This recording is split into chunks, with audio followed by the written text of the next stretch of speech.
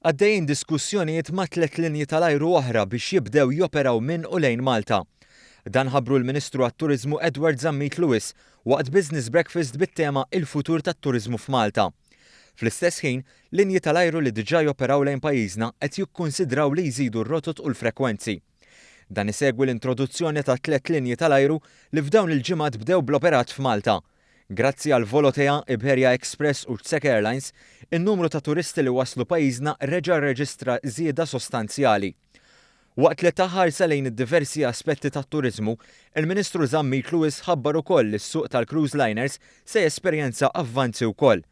Dan hekk kif fl-2017 pajjiżna se jilqa' t-tieni kumpanija li se topera fuq bażi ta' home porting, filwaqt li se jinħoloq netwerk li għandu jkabbar is-sinerġija bejn il-Gvern u l-partijiet interessati. Intqal ukoll li fix-xhur li ġejjin se titressaq quddiem il-Parlament leġiżlazzjoni li l-iskop tagħha huwa li ssir riforma fis-settur turistiku b'mod ħolistiku, fejn il-Gvern jinsab determinat li jkompli jindirizza l-burokrazija, il-liċenzjar u anke l-akkomodazzjoni mhux liċenzjata. Temm jgħid billi rrimarka l-5 prijoritajiet ewlenin għas-settur turistiku: iktar investiment fil-kapital uman, diversifikazzjoni, iktar ħidma mill-qrib mas-settur privat, attenzjoni lil prodott u tkompli titnaqqas l-istaġġjonalità.